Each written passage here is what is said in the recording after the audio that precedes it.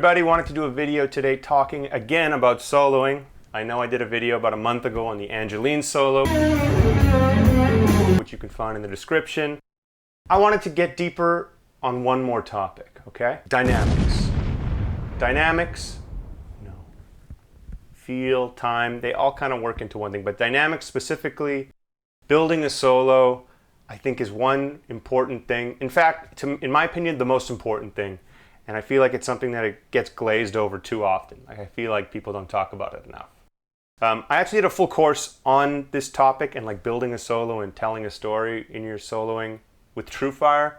I'll put a link in the description if you want to check that out. But for today, quick vid. I want to talk about approaching a solo, just not giving it all away right out the gate. So dynamics, in my opinion, is everything. If there was one word to describe music without saying music, it's dynamics. There's a difference between just playing notes. Anyone can play notes on an instrument. The other side of it is how you play those notes and how you make those notes mean something and feel like something and feel like you're earning it as a listener. And, speaking in my own experience, I want to feel like if I'm listening to a solo, even if it's just a song, I want to be moved by everything I'm hearing. I want to feel something. And notes on their own don't do that. It's the way they're played. It's the emotion that goes into it. And yeah, a big part of that comes from the heart, comes from the brain, and of course your hands. But it requires a lot of restraint and attention to detail in a way that we're not thinking about, okay, what scales am I playing? What triads am I playing? What mode should I play over this? It's a whole different world.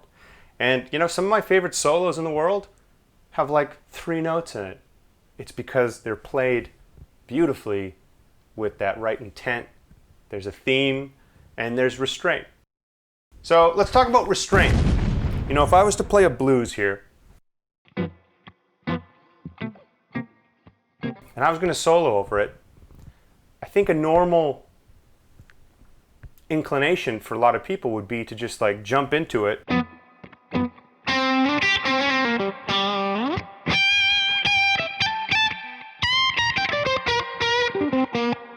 Jump up and down. I'm kind of bored down here. I'm going to jump up here. And now I'm bored up there. Let's go in around the middle here,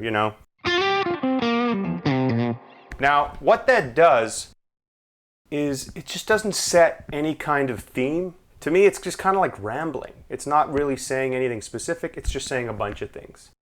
I think it's really important if you can think of building a theme, even if it's something over a blues. Like if you have 4 bars to play over something, or if you have 4 minutes to play over something, your approach can be the same.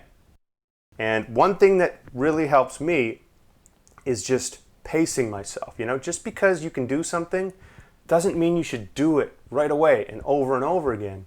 The impact it's going to have if you just do it one time, maybe 2 times spread out, is just going to be so much more of an impact than if you continually keep repeating yourself.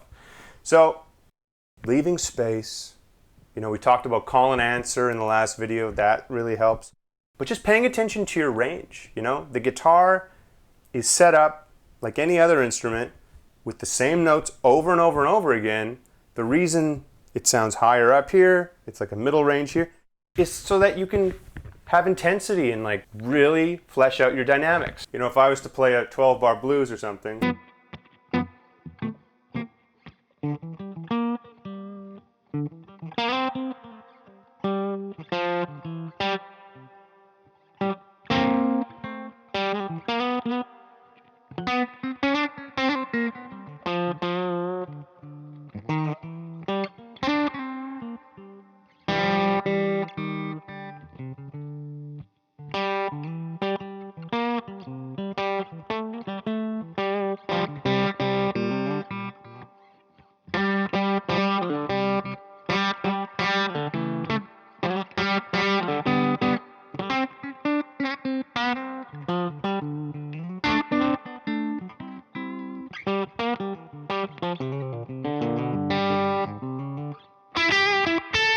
all right.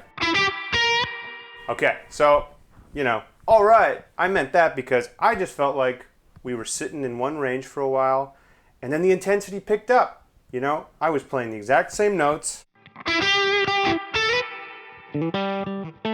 It's just how we played it was completely different, and the intensity picked up, and it makes you feel something. It makes you feel like we're going somewhere. The climax, the end of your solo should be when you're at that highest level. Now, does high intensity and climax level of soloing mean you have to be as high up on the guitar as possible? No, of course not. But just be aware that, you know, if you're going to come out the gate with something screeching up here, if you're going to go back down after, you're going to have to match that intensity. Even if you're not, you know, it doesn't mean you have to bend up, it doesn't mean it has to have crazy vibrato, but whatever you need to do to match that intensity in that lower range, that's important. So I'm going to do a bunch more videos on this kind of thing, but I really wanted to just quickly talk about dynamics today, focus on it. Hope you dig it, and see you soon, guys.